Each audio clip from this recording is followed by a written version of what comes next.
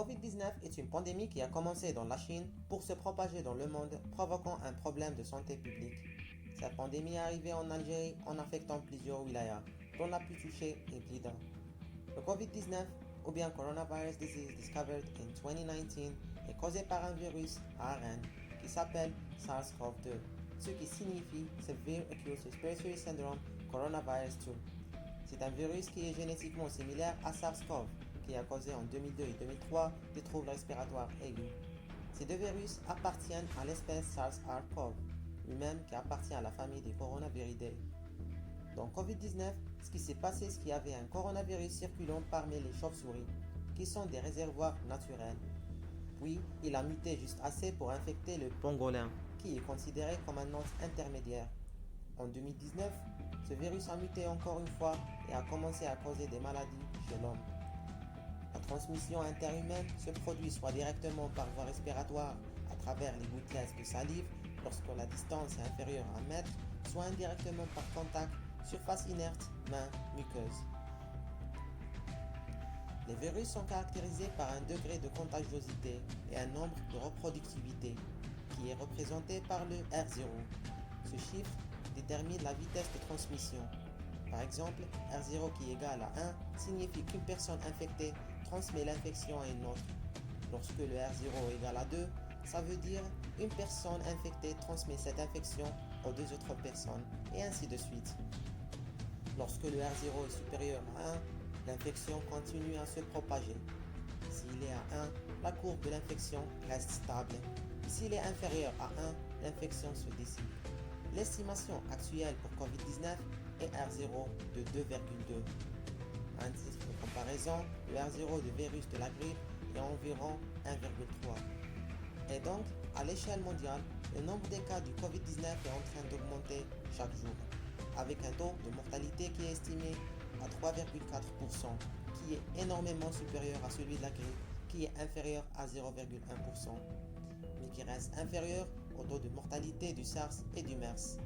Ce taux dépend de l'âge. Il est nul chez les enfants âgés moins de 10 ans et il augmente avec l'âge pour atteindre 14,8% chez les sujets âgés plus de 80 ans. Il faut signaler que certaines maladies sont considérées comme facteurs de risque, comme l'HTA, le diabète, les maladies cardiovasculaires, les maladies respiratoires chroniques et les cancers. Ces maladies sont plus fréquentes chez les sujets âgés, ce qui explique le taux de mortalité élevé chez eux. En Algérie, la courbe de cette pandémie est en train de monter rapidement. Le 25 février, on avait un seul cas. Le 1er mars, on avait 3 cas. Le 15 mars, on avait 54 cas. Puis, après une semaine, on avait 201 cas, pour arriver après une autre semaine à 511 cas. Et ce qui est pire encore, c'est le taux de mortalité qui est plus élevé chez nous. Si on compare la courbe de guérison représentée en vert par rapport à la courbe de mortalité représentée en orange, on remarque que la courbe de guérison est une courbe descendante, au moment où la courbe de mortalité est ascendante. Passons aux différentes étapes de cette infection. Entre la contamination et l'installation des symptômes, il y a la phase d'incubation. Cette phase dure entre 2 et 14 jours. Mais des études récentes ont montré qu'elle peut durer jusqu'à 27 jours.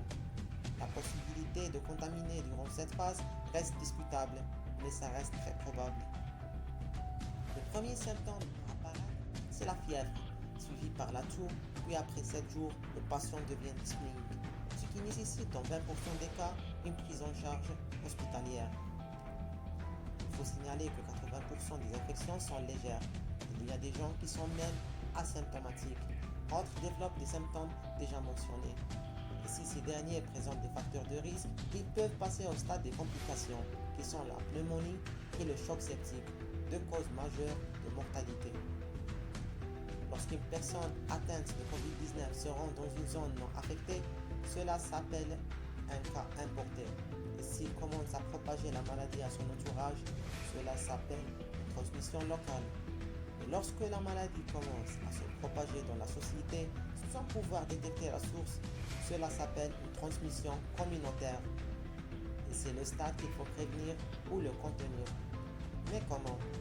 Tout d'abord, il faut savoir que chaque pays possède une capacité de système de santé. Et ça, c'est la courbe qu'on ne veut pas voir. Trop de cas, trop vite. un pic soudain qui dépasse la capacité limitée du système de santé. Donc, il faut aplatir la courbe et ralentir la dynamique de l'épidémie. Et pour la faire, il faut éviter les rassemblements ou garder ses distances pour limiter la transmission communautaire et même la mise en quarantaine forcée pour les pays durement touchés. Il faut aussi répondre à la demande croissante et élever cette ligne de capacité par l'augmentation du nombre de staff médical, le nombre des lits et les équipements médicaux. Il faut savoir qu'en Algérie, cette ligne est déjà basse. Donc, notre meilleure solution est de ralentir la contagion et l'étaler dans le temps. Le diagnostic du Covid-19 se fait par le test de PCR, mais ce test n'est pas très sensible et donc un scanner thoracique est parfois indiqué pour détecter une pneumonie virale. Ce qui concerne le traitement, le remdesivir qui est un antiviral et le chloroquine qui est un antipaludique ont montré certaine efficacité et elles sont en train de développement.